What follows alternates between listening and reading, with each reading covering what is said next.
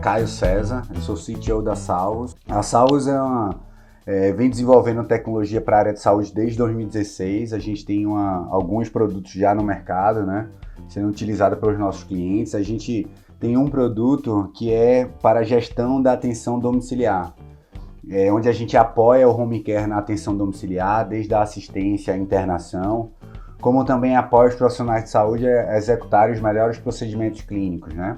A gente também tem um know-how no monitoramento remoto de pacientes. Então, dentro dessa tecnologia, a gente fez uma adaptação para atender essa grande pandemia do coronavírus, né? Para tentar solucionar e apoiar as unidades públicas e privadas de saúde. Então, eu vou demonstrar para vocês aqui a solução. A solução ela usa o conceito do crowdsourcing, né? Ou seja, de utilizar a população para entrar dados e aí a gente conseguir definir estratégia a partir desses dados para apoiar e mitigar o coronavírus, certo? Então, aqui eu vou demonstrar para vocês, eu estou utilizando esse aplicativo com o login de um profissional de saúde e eu vou fazer a realização de exame, de uma avaliação do paciente. Aí eu posso fazer a avaliação do paciente, dos familiares, do cuidador, de todo o ciclo de pessoas que estão dentro da casa do paciente para a gente conseguir gerar uma classificação de risco daquele domicílio. Então, vou demonstrar aqui para vocês, vou criar um novo aqui.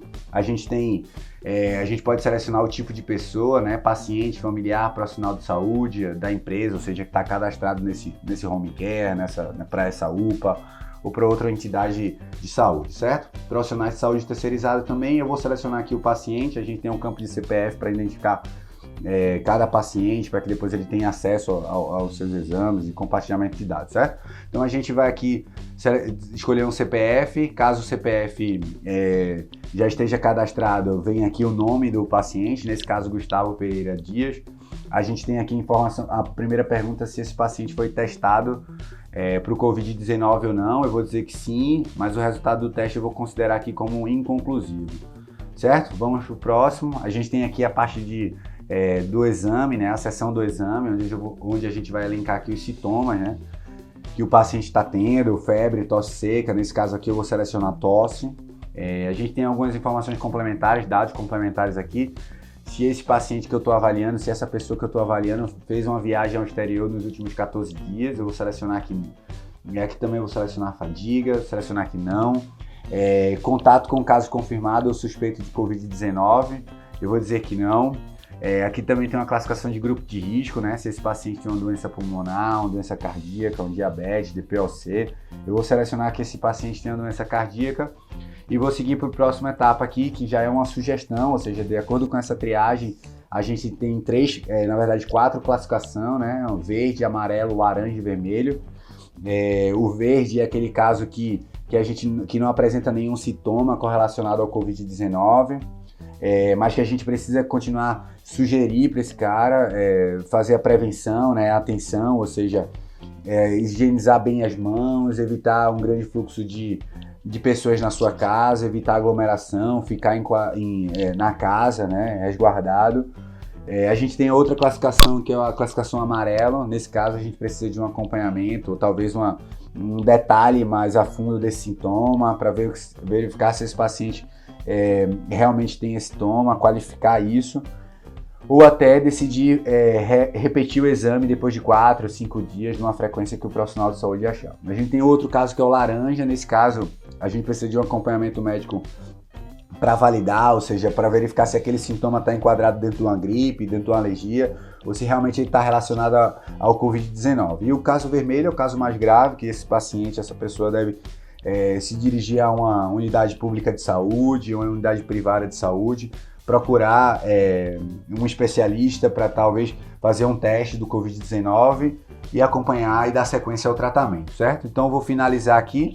Esses dados foram imputados no sistema e a gente vai trazer ele para um grande dashboard que consolida esses dados, onde toda a população inseriu, fez os exames, fez a triagem. A gente vai entregar aqui um valor que a gente pode ter a quantidade de exames categorizado pela quantidade de casos confirmados, a quantidade de casos suspeito 1, suspeito 2, né, que é a cor laranja, a cor amarela e a cor verde. Aqui a gente também tem tem classificação, né? Ou seja, a gente começa a criar um perfil aqui epidemiológico, né? Quantos pacientes são, quantos familiares, quantos profissionais, cuidadores. A gente também tem o grupo de risco, né? Se esse sintoma está afetando mais os idosos, os diabéticos, os hipertensos. A gente também tem uma classificação demográfica, ou seja, a gente consegue trazer essa densidade demográfica dos sintomas, ou seja, um determinado bairro tem muitos casos suspeitos, um outro determinado bairro tem pouca incidência do caso, então a gente consegue entender esses dados aqui para que a gente consiga definir uma estratégia de prevenção, né? Talvez mover uns profissionais de saúde para determinado bairro, porque ali tem um risco alto de contaminação e proliferação do vírus, certo?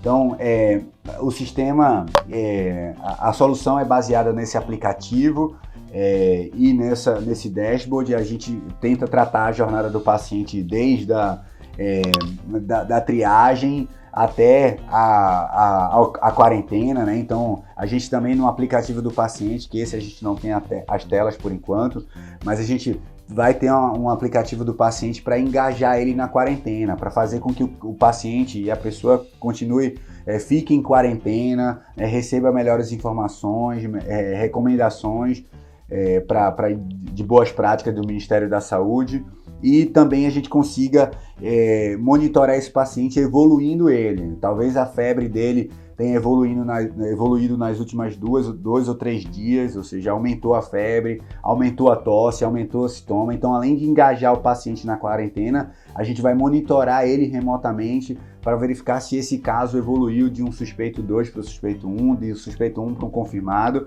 e a gente dá essas informações, consolidar essas informações no dashboard. Então, a gente está tentando monitorar toda a jornada desse vírus, né? Desde a triagem, a densidade demográfica, identificar onde é que estão os casos mais graves, como também engajar o paciente na quarentena, monitorar ele e evoluir ele. Tudo isso com benefício do crowdsourcing, né? De utilizar toda a população para gerar dados, para que a gente consiga combater de maneira mais efetiva essa pandemia, né? Então, espero que tenham gostado, muito obrigado e é isso.